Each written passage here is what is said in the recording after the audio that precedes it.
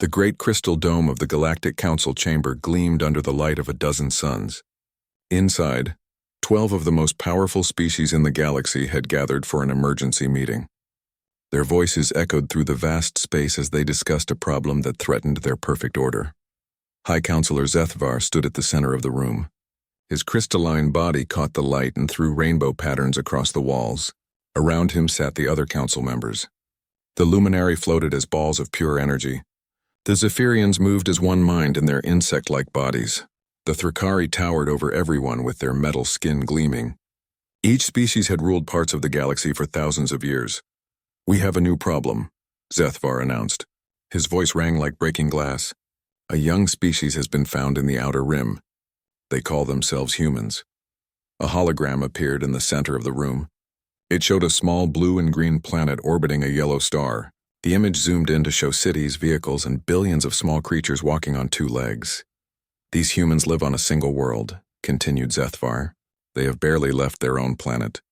Their technology is primitive. They still burn chemicals to fly through space. They fight each other with metal bullets and explosive bombs." The council members looked at the images with disgust. Commander Vix of the Thrikari spoke first. "They look weak. Small bodies, no natural weapons, short lives. How could such creatures threaten us?" "That is exactly the problem," replied Zethvar. "Our scientists have studied them for months. Humans are violent by nature. They fight constantly among themselves. But they also learn very quickly. Too quickly." More images appeared. Human cities growing larger each year. New machines being built. Rockets reaching toward other planets. Scientists working in laboratories. "Look at their progress," Zethvar pointed to the timeline. "In just 100 years they went from riding animals to splitting atoms. In another 50 years they reached their moon. Our experts predict that within decades they will discover faster-than-light travel." A worried murmur spread through the council. The Luminari representative pulsed with orange light. "Impossible. It took our species 5,000 years to achieve such progress." "Humans are different," said Dr. Kelth, the council's chief scientist. His Vorthak body shifted color as he spoke. "They do not follow normal patterns. Most species develop slowly and carefully. Humans take dangerous risks. They try things that should not work. Sometimes these risks kill them, but sometimes they lead to breakthroughs." The hologram changed to show human laboratories. Scientists working with dangerous materials. Explosions from failed experiments. But also new discoveries that changed everything. "They split the atom before they understood radiation," Dr. Kelth continued. "They flew to space before they solved the problems of space travel. They build weapons that can destroy their own planet. Yet they also create art and music. They are chaos given form." Supreme hive mind Zach of the Zephyrians spoke with 1,000 voices. "We have maintained order in this galaxy for 10,000 years. Every species follows the natural progression. Develop slowly, join the council, accept their place. These humans would destroy that order." "Exactly," agreed Zethvar. "Our computer models show 3 possible futures. In one, humans destroy themselves within the next century. In another, they join the council and accept our guidance. But in the third..." The hologram showed human ships spreading across the galaxy like a virus. They spread everywhere. Their chaos infects every world. The perfect order we have built collapses. The council chamber fell silent. Each member knew what this meant. For 10,000 years, they had prevented such chaos, sometimes through negotiation, sometimes through force. Young species either accepted guidance or were eliminated before they became a threat. "What do our battle computers recommend?" asked General Thox of the Krellian Empire. Zethvar activated another display. Star maps showed the human solar system surrounded by massive fleets. Numbers scrolled showing weapon capabilities, shield strengths, and troop counts. "Complete overwhelming force," he replied. 12 full battle fleets. Every council member contributes their finest ships. We arrive, demand surrender, and when they refuse, we eliminate them quickly and cleanly. "How long will it take?" asked the Luminari. "According to our computers, no more than 72 hours, said Dr. Kelth. "Humans have no energy shields, no plasma weapons, no faster-than-light communication. They cannot even detect our ships until we choose to reveal ourselves. It will be over before they understand what is happening." Commander Vix laughed, a sound like grinding metal. "My single battleship could destroy their entire planet. Why do we need 12 fleets?" "Because," said Zethvar carefully, "humans have surprised us before. Better to use too much force than too little. We will leave nothing to chance. The vote was quick and unanimous. Every species agreed to contribute ships. The combined fleet would be the largest assembled in 1,000 years. Enough firepower to destroy entire star systems. When do we depart? Asked General Thox. Immediately, replied Zethvar. Every day we wait, humans advance further. Their radio signals show they are building new weapons. Bigger rockets, more powerful computers. We must act now. As the council members left to prepare their fleets, Dr. Kelth remained behind with Zethvar. The scientist's body had turned a worried shade of purple. Something troubles you? Asked the High Counselor. I have studied humans more than anyone, Dr. Kelth said slowly. Yes, they are primitive. Yes, they are violent, but they are also unpredictable. Every time our computers predict their behavior, they do something else. Such as small things. A human scientist was told that powered flight was impossible. He built the first airplane anyway. Another was told that humans could never reach their moon. He designed the rockets that got them there. They have a saying, that's impossible means nobody has done it yet. Zethvar's crystal body rang with amusement. You worry about fairy tales, old friend. No amount of determination can overcome the laws of physics. They have primitive rockets. We have ships that bend space itself. They have chemical explosives. We have plasma cannons that can boil oceans. This will not be a battle. It will be an extermination. Dr. Kelth nodded, but his color remained troubled. Perhaps you are right. But I have learned to be careful around species that refuse to accept limitations. Your caution is noted, said Zethvar, but unnecessary. In 3 days, the human problem will be solved forever. The galaxy will return to order. Outside the Crystal Dome, the greatest fleet in galactic history began to assemble. 12 species, each convinced of their superiority. Ships that had conquered 100 worlds. Weapons that had ended entire civilizations. All focused on one small blue planet, where a young species dared to dream of reaching the stars. None of them suspected that while they had been watching humanity, humanity had been watching them back. None of them imagined that the primitive species they planned to destroy had been preparing for this moment since the first human looked up at the night sky and wondered what was out there. The fleet departed for Earth, confident in their technology, secure in their superiority, and completely unprepared for what they would find when they arrived. The alien fleet dropped out of faster-than-light travel at the edge of the Sol system. 12 massive formations of warships hung in the darkness between stars. Each ship was a masterpiece of technology, thousands of years more advanced than anything humans possessed. Or so they believed. Admiral Carrix of the Thrakari fleet watched his sensors as they painted a picture of the human solar system. 9 planets orbited a yellow star. The third planet showed the blue-green signature of life. Just as their intelligence had predicted, it was crawling with billions of primitive creatures. Status report, he commanded. All fleets in position, replied his tactical officer. Stealth fields active. They cannot detect us from this distance. Perfect, Admiral Carrix smiled, showing metal teeth. Begin the advance. Maintain stealth until we reach the 4th planet. Then we decloak and demand surrender. The massive fleet began moving inward. Hundreds of ships glided silently through space, their hulls invisible to primitive human sensors. Each vessel bristled with weapons capable of cracking moons. Their shields could withstand the explosion of stars. But as they passed the orbit of the system's outermost planet, something strange happened. Admiral Carrix's communication officer suddenly looked confused. Sir, I'm receiving a transmission. From where? Earth, sir. It's directed at us. Admiral Carrix felt a chill run through his metal body. That's impossible. Our stealth systems are perfect. Play the message. A clear, calm voice filled the bridge. It spoke in perfect galactic standard, the language used by all Council species. Unknown vessels, this is Admiral Sarah Chen of the Earth Defense Coalition. You have entered human space with a fleet of warships.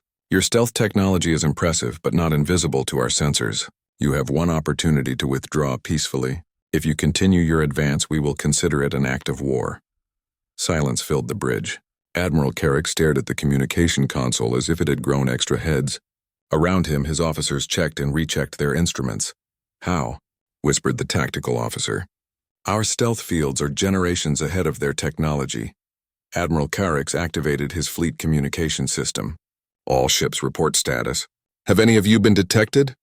Replies came back from all 12 fleets. Every captain reported the same thing. Their sensors showed no human activity, no ships in motion, no energy signatures that suggested advanced detection systems. Yet somehow the humans knew exactly where they were. High Counselor Zethvar's voice crackled over the long-range communicator.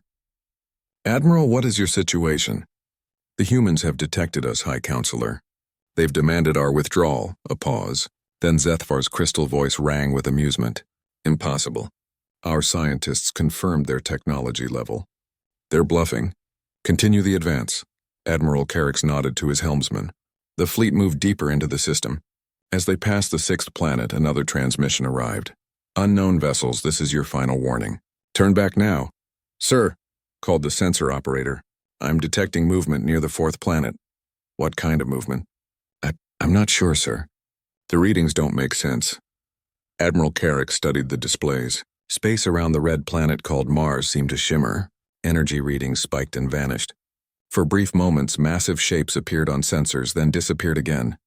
"Sensor ghosts," decided the tactical officer. "Their primitive technology is interfering with our systems." The fleet continued forward. As they crossed the orbit of Mars, Admiral Carrick decided it was time to end this charade. "Drop stealth fields. All ships full intimidation formation. Let these primitives see what real power looks like." The space around them erupted with light as hundreds of massive warships became visible. Each vessel was kilometers long, bristling with weapons. Energy shields shimmered around their hulls. It was a sight that had made entire civilizations surrender without a fight. But instead of the panicked radio chatter they expected, the humans transmitted a single message. "Admiral Chen to all ships. Execute Plan Omega." That's when the impossible happened. Space itself seemed to fold. Reality twisted in ways that hurt to look at. And suddenly the human fleet was there, not approaching from a distance, not rising from hidden bases on nearby planets. They were simply there, as if they had always existed in those positions. Admiral Carrick counted the ships appearing around his fleet. Hundreds, then thousands. Sleek vessels that looked nothing like the primitive rockets they had seen in their intelligence reports. These ships moved like living things, dancing through space in patterns that defied physics. "Sir," screamed the sensor operator, "I'm reading massive energy signatures. These ships, they're reading as more advanced than ours." "Impossible," Admiral Carrick snarled. "Weapons free. All ships engage the enemy." The Thrakari flagship fired first. A plasma bolt that could melt asteroids lanced out toward the nearest human ship. The bolt struck the human vessel's shield and simply vanished. Not absorbed, not deflected, it disappeared as if it had never existed. The human ship returned fire. But instead of energy weapons or projectiles, it fired something that looked like a small black hole. The gravitational weapon struck the Thrakari ship's shield and kept going. The shield, designed to stop any known weapon, offered no resistance at all. Admiral Carrick watched in horror as his ship's hull began to stretch and twist. Metal that had withstood the fires of a dozen battles was being pulled apart by impossible gravitational forces.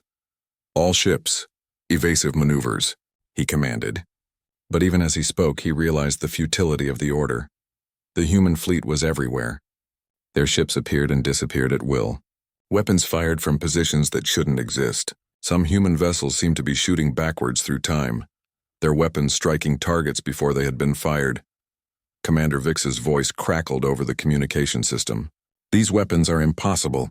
They violate the basic laws of physics." "Unknown to you, perhaps?" came Admiral Chen's voice, somehow broadcasting on their secured military frequencies. "But humans have never been very good at accepting limitations." A human dreadnought materialized directly behind the crystalline flagship of High Counselor Zethvar, its weapons charged with energy that made nearby space glow white-hot. "High Counselor?" Admiral Carrick called desperately. "Request permission to retreat." But Zethvar's reply was cut off as the human dreadnought fired. The weapon didn't destroy the flagship. Instead, it seemed to age it rapidly. Thousands of years of entropy struck the vessel in seconds. The perfect crystal hull cracked and crumbled like ancient stone. All around the battle zone, the supposedly invincible Galactic Council fleet was being systematically destroyed. Not by superior numbers or better training, but by technology that shouldn't exist. Weapons that ignored the rules of reality. Tactics that treated physics as suggestions rather than laws. "Sir," called the communication officer, his voice shaking, "I'm receiving surrender demands from 17 different human ships. They want us to power down weapons and prepare to be boarded. Admiral Carrick's looked at his tactical display. Half his fleet was gone. The other half was scattered and running. Around them, human ships moved like sharks, picking off stragglers with weapons that defied explanation. How? He whispered. How did primitives develop such technology? As if in answer, Admiral Chen's voice filled the bridge one more time. We're humans, Admiral. Being told something is impossible just makes us more determined to do it. Captain Maria Rodriguez stood on the bridge of the EDS Indomitable, watching the alien fleet scatter before humanity's counterattack. Her ship was one of Earth's newest dreadnoughts, built in secret asteroid shipyards that the aliens had never detected. Around her, dozens of similar vessels pressed their advantage against the retreating Council forces. Status report, she called to her tactical officer. Enemy fleet strength down 60%, Lieutenant Wong replied. Their formations are breaking apart. Several alien flagships are requesting permission to surrender. Negative, Rodriguez responded firmly. They came here to exterminate us. We finish what they started. The Indomitable's main weapon charged with a sound like reality tearing. The quantum disruptor was humanity's answer to the alien energy shields. Instead of trying to overpower the shields, it simply convinced the universe that the shields had never existed in the first place. Target the Luminari command ship, Rodriguez ordered. Fire when ready. The weapon discharged, sending a wave of quantum uncertainty toward the enemy vessel. The Luminari ship's energy shields flickered and vanished. Its hull, designed to contain beings of pure energy, suddenly found itself trying to hold nothing at all. The ship collapsed like a deflated balloon. Direct hit, reported Wong. The Luminari command structure is fragmenting. Their energy beings are dispersing into space. Rodriguez nodded grimly. The Luminari had ruled star systems for millennia through their mastery of energy manipulation. But humans had learned to manipulate something far more fundamental, the basic rules of existence itself. Captain, called the communications officer, Admiral Chen is requesting all ships implement Protocol 7. Understood, Rodriguez replied. All hands prepare for dimensional shift. Around the solar system, every human ship began to phase out of normal space. Not faster than light travel, which the aliens could track and counter. Instead, the ship slipped sideways into parallel dimensions where different laws of physics applied. In Dimension 7 Alpha, gravity worked backwards. Human ships used this to their advantage, turning the aliens' own mass against them. Massive Council dreadnoughts found themselves crushed by their own weight as human gravity manipulators reversed the local gravitational field. In Dimension 12 Beta, time moved at different speeds. Human ships attacked from temporal positions where they could fire dozens of shots in the time it took enemy weapons to charge once. Alien fleet commanders watched their sensors in growing panic as human ships appeared and disappeared. From reality itself, this is impossible, screamed General Thox over the Council communication network. No species can manipulate dimensional barriers. Our own scientists proved it was mathematically impossible. Your scientists were wrong, came Admiral Chen's calm reply, somehow broadcasting on their supposedly secure frequency. Human scientists proved the same thing. Then a graduate student named Martinez decided the math was just incomplete. The truth was more complex than Admiral Chen's simple explanation, but the result was undeniable. While alien civilizations had perfected technologies based on proven theories, humans had a habit of pursuing ideas that everyone said wouldn't work. Professor Elena Martinez had been studying theoretical dimensional physics when she noticed something odd. The equations that proved dimensional travel was impossible only worked if you assumed the universe was consistent. But what if it wasn't? What if reality could be convinced to temporarily follow different rules? Her first successful test had opened a doorway to a dimension where pi equaled exactly 3. The mathematical implications had driven half the research team to request transfers. The practical implications had revolutionized human technology. Captain Rodriguez, called her science officer, the Zephyrian hive ships are trying to coordinate their retreat. Should we implement the Chaos Protocol? Rodriguez smiled grimly. The Chaos Protocol was humanity's answer to hive minds. Do it. Across the battlefield, human ships began broadcasting something that no hive mind could handle. Pure chaotic individuality. Random thoughts, personal memories, and individual decision-making processes were transmitted directly into the Zephyrian collective consciousness. The effect was immediate and devastating. Ships that had moved in perfect coordination suddenly began flying in random directions. Drones that had acted with singular purpose started questioning their orders. For the first time in their species' history, individual Zephyrians began to think for themselves. "No," screamed Supreme Hive Mind Zack from the safety of the flagship. "Stop this. You're destroying everything we are. We're not destroying you," came a new voice over the communications. This one belonged to Captain James Park of the Psychological Warfare Division. "We're freeing you. Every Zephyrian now has the chance to choose their own path." The Zephyrian fleet dissolved into chaos as millions of individual minds suddenly found themselves making independent decisions. Some ships continued fighting out of habit. Others simply stopped, their crews paralyzed by the unfamiliar burden of choice. A few actually turned on their own fleet, crews finally able to act on long-suppressed doubts about the hive mind's decisions. Meanwhile, the crystalline Vortex ships were learning why humans had spent so much time studying sound waves. Captain Rodriguez's ship launched a spread of sonic torpedoes, each one calibrated to a specific resonant frequency. The Vortex had bodies of living crystal, incredibly strong and nearly indestructible. But crystals had a weakness that humans had discovered centuries ago. The right sound could shatter any crystal structure. The sonic torpedoes struck the Vortex flagship, and High Counselor Zethvar watched in horror as his ship began to sing. First a low hum, then rising to frequencies that made the crystal hull ring like a bell. Cracks appeared along the ship's surface, spreading faster and faster until the entire vessel shattered like a glass dropped on concrete. "Impossible," Zethvar transmitted as his emergency pod ejected from the dying ship. "Our hull material is harder than diamond." "Hardness doesn't matter," replied Captain Rodriguez. "Physics is physics even for living crystals." The Thrakari metal ships were faring no better. Human magnetic pulse weapons turned their metal hulls into giant antennas, overloading every electronic system on board. Ships that had survived the fires of stellar cores were disabled by technology humans had originally developed to cook food faster.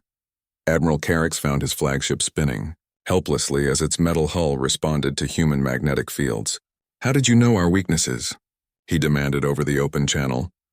"We studied you," answered Admiral Chen. "While you were dismissing us as primitives, we were learning everything we could about your technology, your biology, your psychology. You made one crucial mistake. You assumed we would react like every other species you've encountered. And how should we have expected you to react?" "Like humans," Chen replied simply. "We don't just adapt to challenges, we redefine them." As the battle turned into a complete rout, the surviving alien ships found themselves trapped by humanity's final surprise. The humans hadn't just built better weapons. They had weaponized space itself. "All enemy vessels," Admiral Chen broadcast to the scattered fleet, "you are now trapped within a localized space-time distortion. Your faster-than-light drives will not function. Your communication arrays cannot reach outside this system. You have 3 choices. Surrender, be destroyed, or spend the rest of your lives orbiting our sun." High Counselor Zethvar, floating in his escape pod among the wreckage of his fleet, stared at the tactical display in disbelief. In less than an hour, the greatest military force in galactic history had been not just defeated, but completely annihilated by a species they had dismissed as barely evolved primates. "How?" he whispered into his communicator. "How did this happen?" "You studied what we were," came Admiral Chen's answer. "You should have studied what we could become." High Counselor Zethvar floated in his escape pod, watching his crystalline flagship break apart into a million glittering pieces. Around him, the wreckage of the greatest fleet in galactic history drifted through space like scattered toys. In 1 hour, everything the Galactic Council had built over 10,000 years had been shattered by a species they had dismissed as primitive animals. "Emergency. Transmission to the High Council," he ordered, his pod's computer. "Priority Alpha." Unable to comply, the computer replied in its calm voice. "Faster-than-light communications are being blocked by unknown interference." Zethvar's crystal body darkened with fear. The humans had not only destroyed their fleet, but cut them off from the rest of the galaxy. They were trapped in this system with a species that had just proven itself capable of impossible things. His short-range communicator crackled to life. Admiral Carrick's voice came through, distorted by damage to his ship. High Counselor, my engines are dead. All breaches on 17 decks. I'm reading similar damage reports from all surviving vessels. Status of the fleet? Zethvar asked, though he dreaded the answer. 60% casualties. Most ships either destroyed or disabled. The humans are broadcasting surrender demands on all frequencies. Zethvar looked at his tactical display. The human fleet surrounded them completely, but they weren't firing anymore. Instead, human ships were moving among the wreckage, rescuing survivors from destroyed vessels. It was behavior the Council had never encountered before. They're saving our people, he said in wonder. I noticed that too, replied Admiral Carrick. My tactical officer was blown clear when our bridge exploded. A human rescue ship picked him up and provided medical care. They even translated our medical requirements correctly. But why? We came here to exterminate them. Before anyone could answer, a new voice joined their communication channel. Clear, calm, and speaking perfect galactic standard. This is Admiral Sarah Chen of the Earth Defense Coalition. I'm addressing all surviving Council forces. Your weapons are disabled, your engines are offline, and your communications with the greater galaxy are blocked. However, we are not your enemies. We will provide medical aid to your wounded and safe transport for your survivors. Zethvar activated his transmitter. Admiral Chen, I am High Counselor Zethvar of the Galactic Council. I demand to know how your primitive species acquired such advanced technology. A pause. Then Admiral Chen's voice returned, and Zethvar could hear something that sounded almost like amusement. Primitive? High Counselor, your intelligence was decades out of date. While your spies were watching our public space programs and military displays, they missed what was happening in our research laboratories and secret facilities. New images appeared on Zethvar's display. Not the primitive human cities and crude rockets his spies had reported, but massive underground complexes filled with technology that hurt to look at. Machines that folded space like paper. Computers that calculated using quantum uncertainty itself. Weapons that convinced reality to follow different rules. Impossible, Zethvar whispered. Our sensors detected no advanced technology. Because we didn't want you to, Admiral Chen replied. Humans learned long ago that the best defense is to be underestimated. While you were watching our newspapers and television broadcasts, our real scientists were working on projects your spies never imagined. Dr. Elizabeth Wong materialized on Zethvar's communication screen. She appeared to be a small, elderly human female, but her eyes held intelligence that made the High Counselor's crystal structure shiver. High Counselor, she said politely, I am the Director of Human Theoretical Sciences. Perhaps I can explain what your spies missed. Please, Zethvar said weakly.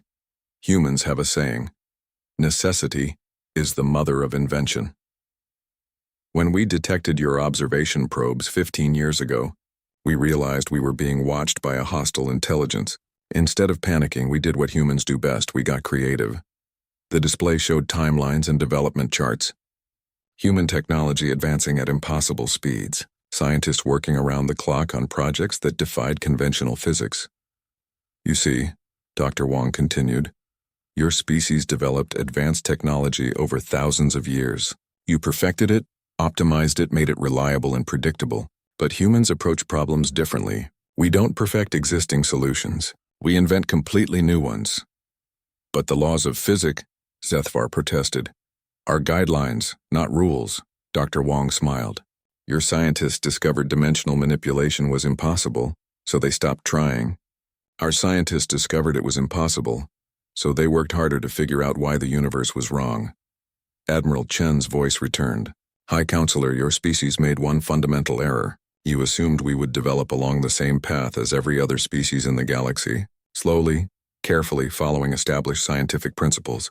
How else would you develop? Asked Admiral Carrick. Chaotically, Chen replied. Humans have a talent for making impossible things work through sheer, stubborn determination. We've been doing it our entire history. Flying machines that were too heavy to fly, ships that sailed against the wind, medicines that shouldn't work but do. Captain Rodriguez's voice joined the conversation. My grandfather was told that breaking the sound barrier was impossible. My mother was told that quantum computers were impossible. I was told that dimensional travel was impossible. We have a family tradition of proving experts wrong. Zethvar studied the tactical displays showing human ships moving through space in ways that violated everything he understood about physics. Your weapons? They ignore our shields completely. Your shields were designed to stop energy and matter, explained Dr. Wong. Our weapons use probability, entropy, and dimensional displacement. We don't break your shields. We convinced the universe that your shields were never there in the first place. That's not science, Admiral Carrick's protested. That's magic. Any sufficiently advanced technology appears magical, quoted Admiral Chen. But we prefer to think of it as aggressive problem-solving. You created shields that stopped every known weapon, so we created weapons that worked on unknown principles. Supreme hive mind. Zach's voice crackled over the communication system, weak and fragmented. You destroyed our unity. Our minds, separate now. How? Captain Park answered this time. The same way we solve every problem. We studied you, found your weakness, and exploited it. Hive minds are incredibly efficient, but they can't handle chaos, so we gave your people something they'd never experienced before. Individual choice. You freed us? We gave you options, Park replied. What you do with them is up to each individual Zephyrian to decide. The communication channel fell silent for long minutes. Finally, High Counselor Zethvar spoke again, his voice barely a whisper. What do you want from us? Nothing, Admiral Chen replied, and the simple answer shocked everyone listening. We didn't start this fight. We won't apologize for defending ourselves. But we're not conquerors. We're explorers. Then why trap us here? To prevent you from reporting back to the Council until we're ready, Chen explained. In 24 hours, we'll be releasing the first human ships to travel beyond this solar system. They'll carry a message to every species in the galaxy. The age of Council rule is over. From now on, the galaxy belongs to everyone. Zethvar felt his crystal body crack slightly. 10,000 years of galactic order, destroyed in a single day by a species that refused to accept limitations. What about us? He asked. The survivors? You'll be returned to Council space unharmed, Admiral Chen promised, with a complete recording of everything that happened here. Let your people know that humanity offers partnership, not domination. We have room in our future for every species willing to explore what lies beyond the word impossible. As human rescue ships continued pulling survivors from the wreckage, Zethvar realized that everything had changed. The galaxy would never be the same again. A species of chaotic, stubborn, impossible creatures had just rewritten the rules of existence itself. And somehow, despite losing everything, he found himself curious about what they would do next. 6 months after the battle that shattered the Galactic Council's fleet, High Counselor Zethvar stood in his rebuilt crystal chambers on the Council homeworld. But these chambers were different now. Where once 12 species had ruled over hundreds, now delegates from dozens of worlds sat together as equals. The great crystal dome above had been modified with human technology. Instead of simply showing the light of distant suns, it now displayed real-time images from across the galaxy. Worlds that had been hidden from Council control for millennia. Species that had developed in secret, afraid to reveal themselves to the old regime. Admiral Sarah Chen stood at the center of the chamber, no longer in her military uniform but wearing the simple blue clothes of an Earth diplomat. Around her sat representatives from species the Council had never even known existed. The galaxy is much larger than any of us imagined, Chen was saying to the assembled delegates. Our exploration ships have made contact with over 200 species in the past 6 months. Most of them have been hiding from Council authority for generations. Zethvar watched the displays with wonder. Gas-based creatures living in the atmospheres of giant planets, silicon beings who had evolved in the hearts of asteroids, energy entities that existed in the space between stars. All of them had avoided contact with the Council out of fear. How many more are out there? Asked Dr. Kelth, the Vorthak scientist who had warned against underestimating humans. His body had turned a curious shade of green, indicating fascination. We estimate thousands, replied Dr. Elizabeth Wong, who now served as humanity's chief science advisor to the new Galactic Alliance. Most species develop differently than the Council expected. The old model of slow, careful advancement actually represents a minority of intelligent life. Former Admiral Carricks, now serving as a military liaison, spoke up. What about the Outer Rim territories? The Council always claimed those regions were empty. Chen smiled. Hardly empty. We found 17 major civilizations in what you called the dead zones. They've been watching galactic politics for centuries, waiting for the Council's rule to end. She activated a new display showing a map of the galaxy. Instead of the neat, orderly territories the Council had maintained, it now showed a complex web of trade routes, communication networks, and exploration paths. Species that had never met were now working together on projects that boggled the mind. The crystalline engineers from Sector 7 have partnered with human dimensional scientists, Wong explained. Together they've created transportation networks that can move entire cities between dimensions. The bioshapers from the Spiral Arm are working with our medical researchers to develop treatments that can cure diseases across species boundaries. Supreme Hive Mind Zack, now calling himself simply Zack since his people had discovered individual identity, raised one of his insect-like appendages. What about our former territories? The worlds the Council controlled? Free to choose their own paths, Chen replied immediately. Some have joined the new alliance. Others prefer independence. A few have formed their own confederations. The one thing we insist on is that every species has the right to determine its own future. Zethvar activated his personal communicator. Admiral Chen, may I ask a question that has troubled me for months? Of course, High Counselor. Why did you spare us? Your forces could have eliminated every council ship and crew. Why show mercy to those who came to destroy you? Chen's expression grew serious. Because that's what humans do. We fight when we have to, but we prefer to build. Destroying you would have solved nothing. Working with you to build something better seemed more human. But we were your enemies. You were threats to our survival. Chen corrected. There's a difference. Once you were no longer threats, you became potential allies. Every species has something valuable to contribute. Dr. Wong stepped forward. The Council's mistake was thinking that diversity was a problem to be managed. Humans see diversity as a resource to be celebrated. Every different way of thinking, every unique perspective, makes us all stronger. The chamber's displays shifted to show new images. Human ships working alongside former Council vessels to explore previously unknown regions of space. Joint research stations where multiple species work together on projects none could accomplish alone. Colonies where different forms of life coexisted peacefully. Look at what we've accomplished in just 6 months, Chen continued. The luminary energy manipulation techniques combined with human dimensional technology have created power sources that could supply entire star systems.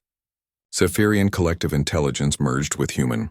Individual creativity has solved mathematical problems that had puzzled scholars for millennia. Zack's mandibles clicked in what his people now recognized as individual amusement.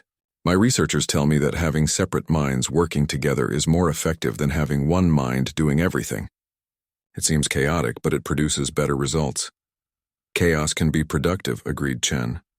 Humans learned that long ago. Order and chaos need to balance each other. Too much order leads to stagnation. Too much chaos leads to destruction. But the right mixture creates growth. Former General Thox, now representing the Krellian worlds, spoke up. What about security? The Council maintained peace through strength. How do you maintain order without central authority? Captain Park, who had developed the psychological warfare techniques that had freed the Zephyrians, answered this question. We don't maintain order. We maintain cooperation. When species choose to work together instead of being forced to submit, they police themselves much more effectively. The displays showed examples. Trade disputes being resolved through negotiation instead of force. Territorial conflicts being solved through resource-sharing agreements. Technological advances being shared freely instead of hoarded as weapons. It's not perfect, Chen admitted. We've had problems. Some species still prefer isolation. Others have tried to recreate the old council system in smaller regions. But overall, the galaxy is more peaceful now than it's been in thousands of years. Dr. Kelth's color shifted to curious blue. What about humanity's expansion? Your ships have reached every corner of known space. Are you not concerned about being seen as conquerors yourselves? That's why we brought all of you with us, Chen replied, gesturing to the former council members. Every human exploration ship carries representatives from multiple species. We want it to be clear that this isn't human expansion. It's galactic exploration. She activated one final display, showing the edge of known space where human ships were making contact with entirely new forms of life. We've found species that exist in 11 dimensions simultaneously, creatures that live in the quantum foam between atomic particles, intelligence networks that span entire star clusters. And they're all different, added Dr. Wong. Every species we encounter has developed unique solutions to the problems of existence. Each one teaches us something new about what's possible. Zethavar stood slowly, his crystal body catching the light from the dome above. Admiral Chen, I have one final question. Yes? What happens next? Where does humanity? Where do we all go from here? Chen smiled, and for a moment, Zethavar saw the expression that had terrified Council forces 6 months ago. The look of a species that refused to accept limitations. We keep exploring, she said simply. The galaxy is vast and we've barely scratched the surface. There are questions we haven't asked yet, problems we haven't solved, possibilities we haven't imagined. Every day brings new discoveries, new challenges, new opportunities to grow. And if we encounter hostile species, groups that won't cooperate, then we'll deal with them the same way we dealt with the Council fleet, Chen replied without hesitation. We'll defend ourselves and our allies, but we'll also offer them the same choice we offered you. Join us in building something better, or be left behind while the rest of us reach for the stars. As the session ended and delegates began to disperse, Zethavar remained in his seat, contemplating the changes that had transformed his universe. 6 months ago, he had been one of the 12 most powerful beings in the galaxy.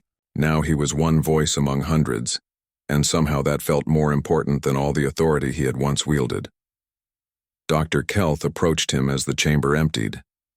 What are you thinking about, old friend? About limitations, Zethavar replied.